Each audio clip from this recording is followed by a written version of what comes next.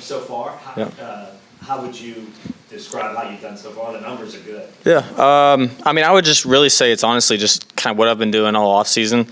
Haven't been necessarily trying to murder the ball. I mean, I've been hitting the balls well, and obviously they've been carrying from whatever distance they need me to. But I've really just been literally just, especially with how many outdoor games we have coming up this season, I'm really just trying to hit a consistent straight ball. Obviously it's pretty windy here too, and you guys saw the rain day that tried to make it hard on me. But yeah, I've really just tried to just consistently make kicks, good location, or good contact, and picking the right line, and it's been working out so far.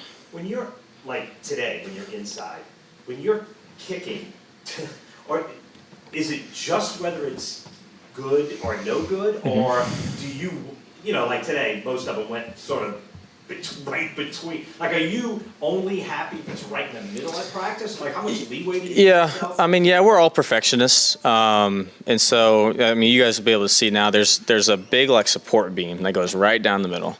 And right above, like up there, it's got the all the greats back there, But on the very top, there's like a little American flag, and it says Caesars Superdome, and it's kind of right up there, dead center, about as high as you can get onto the net. And that's really my aiming point every time. And so sometimes you might push one, pull one a little bit, and just given the hold or the snap, everything like that. But obviously the goal is to make it down the middle as high as possible as every single time. But that's kind of like my aiming point, I guess, in the indoor. Yeah, that's new. That's something that, kind of got a little bit of a switch up in the last couple of days. So I know Matt and James, I felt like we're doing a good job before that. But, the guys upstairs, I trust everything that they see. And the way they're evaluating guys, I know they had to work out. And so, it's whoever comes out on top of this is going to be a good punter. I have belief in, all three. I believe Matt's always going to, I'm a believer in Matt. Matt was my guy last year. Matt is I'm the most comfortable with when it comes to the operation and holds and, everything along those lines. But, it is, we got three guys here. Only one can play at the end of camp. And, I'm excited to just, see how it plays out and, do what I can to help all three of them. Was today the first time with James as a holder in camp? No, it's we've been going through even OTAs. It's usually I think the very first day Matt held for me, and then James held for Charlie the next day, and then me the next day, and then Matt came in. Matt held for, I guess that'd be Charlie and then me, and so it's kind of like flip flop. And they basically get back-to-back days. So we have been alternating, and being Kai's first day in practice today, we got some after practice, and they all put it down just a little differently. They all catch it a little differently, but as long as they're putting it on the spot, that's what matters. And I know Zach's gonna do a good job, getting the laces where they need to be. Does alternating every day like that, do you think it helps keep you? Is that maybe part of the consistency of it? Yeah, I mean, they all kind of put it down just a tad differently. The good thing about what Phil and Kyle and Zach and just the operation, what we've been doing is they all kind of adjust to the way that I am. Just like from the timing perspective, I don't get back there and give like a huge head nod or anything like that. I just kind of get back there and kind of get settled. And so basically when James got here, we just got him to understand that timing perspective of everything. And now Kai's here. And so they'll once they kind of learn the timing of everything with me, then it really kind of takes care of itself. Because as soon as they turn, Zach's throwing it right where it needs to be. So it does make it, it's a different one. Maybe not as comfortable with James and Kai yet as I am with Matt. Matt does a great job of holding. He did a phenomenal job all last year, and so that was nice, having that building throughout last season, and I think it showed throughout results throughout the season, and just continue to just build that comfort level with everybody this whole camp. Blake, apologize for the extremely unscientific question here, but what have the vibes been like under Kellen Moore? Mm-hmm. I think 8 days of training camp, just like a lot of fun today. Felt like you guys been saying you're feeling good. How do you feel? Yeah, I kind of got asked this one earlier. The way I guess Kellen and it's not Kellen obviously is the head in the ship, but the way Ted Rath in the strength department, the way he's built us up, and then also kind of like monitored. They're running tests, they're running numbers. He's like a mad scientist of like formula stuff. But I would say the vibes are about as high as I've seen, and it's in a very, like, everything is really just on like a positive trend around here. Guys are getting, I feel like the guys feel like they're getting taken care of at practice. And so they know, like, Ted, when it's a green day, it's time to go. I mean, it's like when you trust that those two are going to take care of you when it comes to like the schedule and just like the player loads and stuff. I mean, I'm obviously not going to be ever the one about complaining about player loads. I'm not out there running, but I think the guys know that, and they trust that when Ted and Kellen, like when it's a green day, then like let's go, and just trusting that they're going to take care of you on the back end is a big deal, and that leads to trust and, like you said, vibes and everything. I mean, it's a lot, very high energy right now. With all the numbers, Can you, what's greater? It's like basically the way they like break down the tempo of practice, and so like that's just the way they do it, and it's like a green, yellow, and red thing. So with all the numbers that they like show you, and anything catch you by surprise, or like, wow, I didn't even know they were tracking this. yeah, we do all kinds of stuff, whether it's hamstring strength or power numbers, all kinds of stuff. It's really cool just to not have to worry about it, I guess. You just know that they're monitoring it, and whether it's hamstring, like symmetry, and all kinds of stuff. It's really cool how they're able to dive in and break all of that down. So I just it allows me just to worry about making kicks. Know about my body's taken care of, and I'm doing everything I need to on my side of things, and then we're getting the work we need to with them, and so it just allows me to go out and worry about putting it through. What do you do to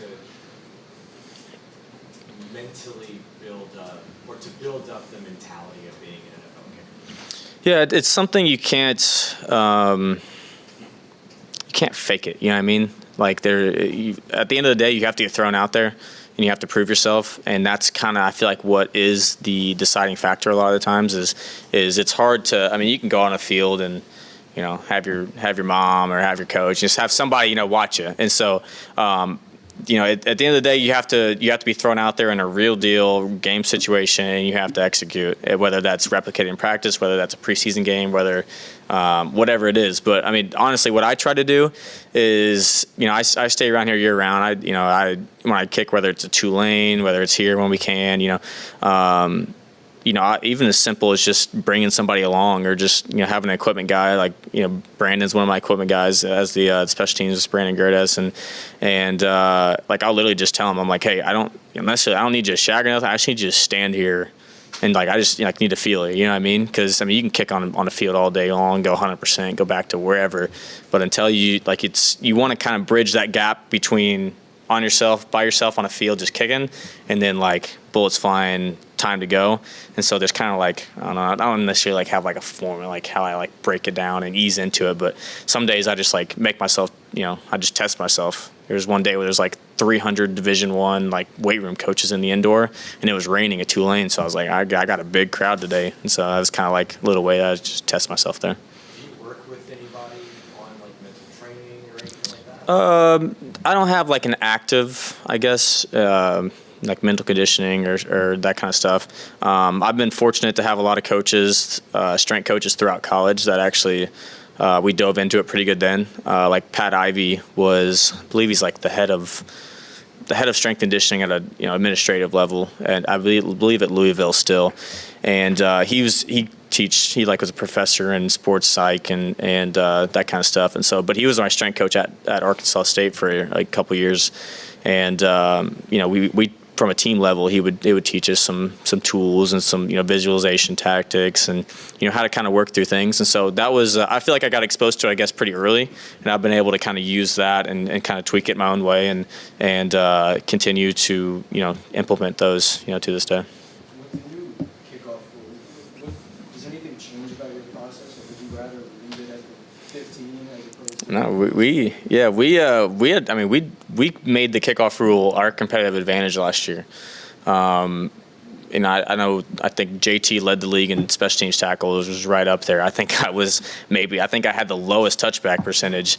And so, I mean, obviously Riz was a part of, creating that rule. And so instead of just hitting it, into the end zone and giving it to him at the 30 and now the 35, we made it hard on ourselves last year, and we put it in play. We had a plan on where we were putting it, way we were getting down there and setting up our guys to make plays. And I want to say we might have had the I guess shortest starting field position. So I expect nothing other than to go out there and do the same exact thing this year and continue to make that kind of our competitive advantage. And we've been doing a lot of good things on special teams here for a while. And having Phil at the head of it now is awesome to see him as a coordinator now and him running the show. But I don't expect any sort of drop off at all for us to in that department and across the board on all four.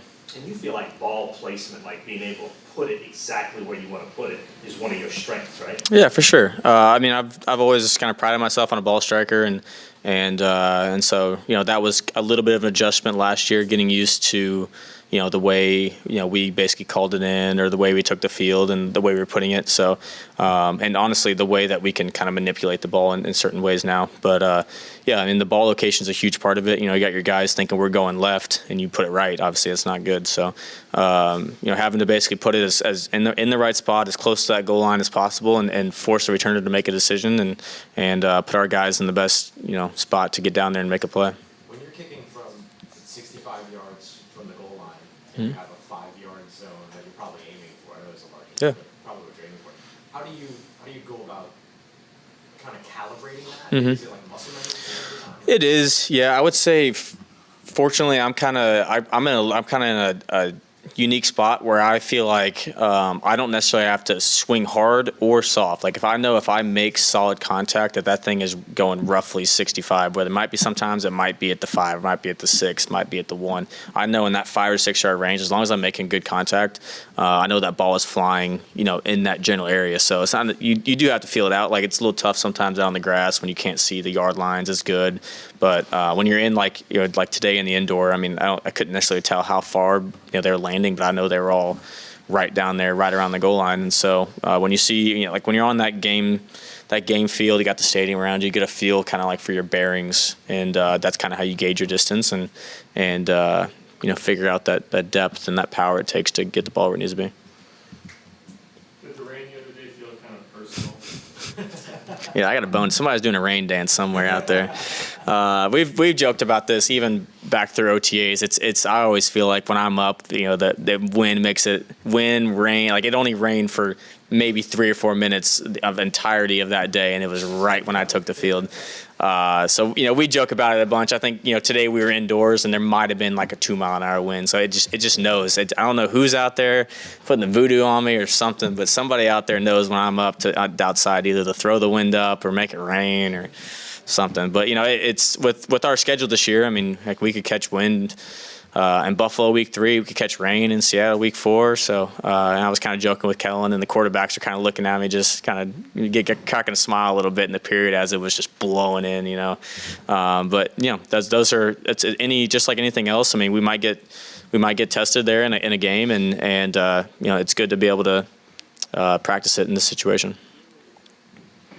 Thanks, Blake. Appreciate Cool. it. Thank you, guys.